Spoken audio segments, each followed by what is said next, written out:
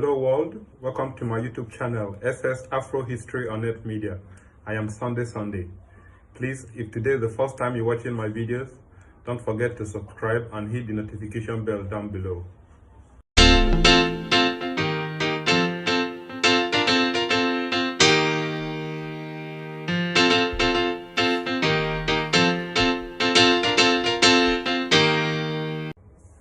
Hello viewers in Africa, the United States, the Great Britain, all over the world. Today I'm presenting this video to you all. This video is from the United Progressive African Foundation, the UNIPAF, and these are featuring Dr. Israel Noyerem Davidson. So this very technical unveiling of deep secrets about Africa. Actually, these are things we all know, but it seems the mindset of the people have really been blocked to this.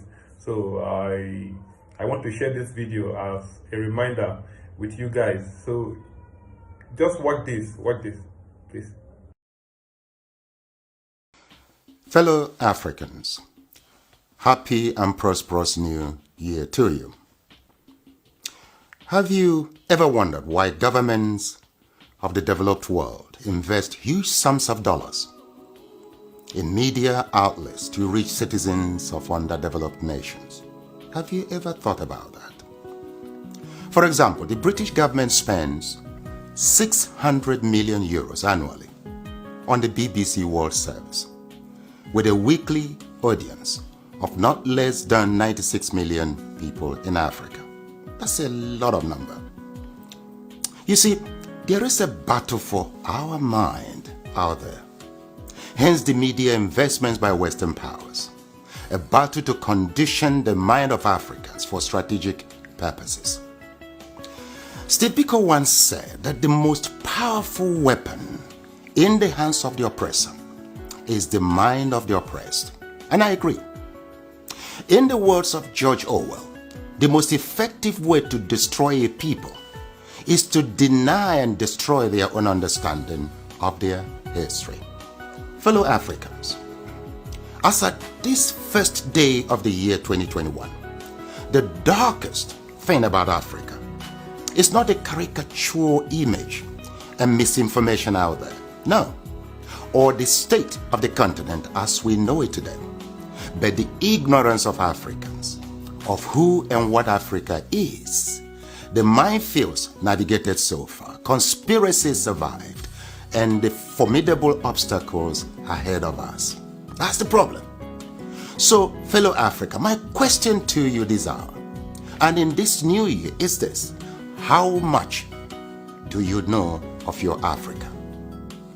You see, for centuries, strategies have been deployed to manipulate and brainwash Africans, corrupt our understanding of ourselves, our reality, and the world, and implant in us a flawed notion of inferiority and little value adding in the world. Believe me or not, one of those strategies is the use of world map, yes, world map, to create a visual illusion of a small, intellectually, politically, and economically insignificant Africa. But is that really true? Now, here are the facts.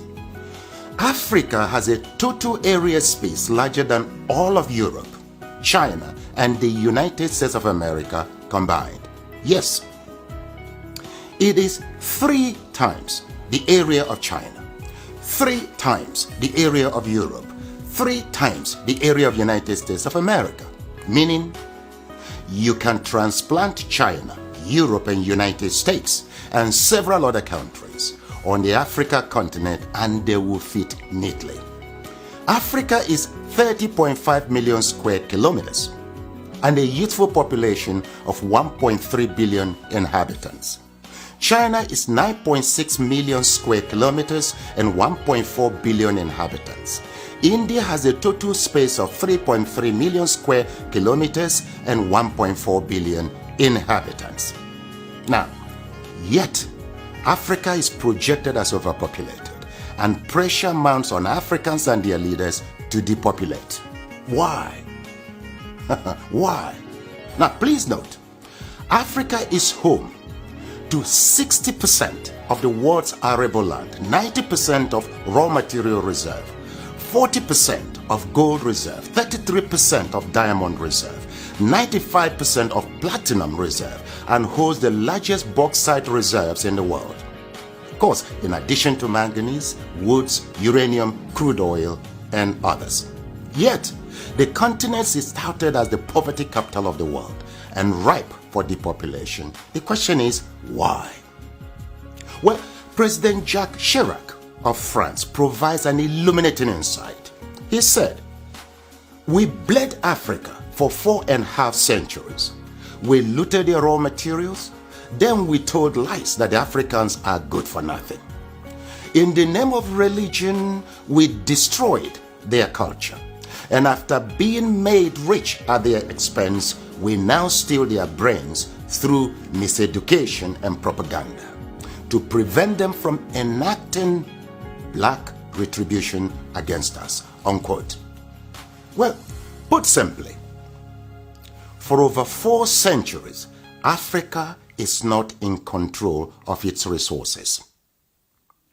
Look, a 2016 study of Africa by the NGO called War on Want reveals that 101 companies, mostly British, control $305 billion worth of platinum, $276 billion worth of oil, and $216 billion worth of coal at 2016 market prices. Yes, they own mines or mineral licenses in 37 African countries and control vast swaths of Africa's land, 4 times the size of the United Kingdom. Now look, Africa subsidizes the rest of the world by $32 billion annually. A 2017 report by Global Justice Now and other groups estimates that $161.6 billion enter into Africa, while $202.9 billion leave Africa almost every year. For example, in 2017, Africa received a total of $19.7 billion in aid, but paid back $18 billion in debt repayments. Debt burden is killing Africa. African governments have borrowed between 25 and 75% of their GDP, but with little or nothing to show for it. Africans in the diasporas remit not less than $32 billion annually, but multinational companies siphon $32.4 billion in profits and illicit financial outflows. Look, an estimated $29 billion are stolen via illegal logging, fishing and poaching annually. How can any continent, country or people accumulate and sustain wealth, growth and prosperity with such statistics? That's a great question. Well, look, hopefully, now you know your Africa better. Edmund Mbiaka once wrote, "Peace of mind always comes with knowing who you truly are, where you currently stand, where you positively need to be, and strongly believing in its possibility." Africa needs to control its resources, no doubt. For productive, patriotic, and effective leadership, we need our best and ablest citizens with fortified character in local, state, and federal governments.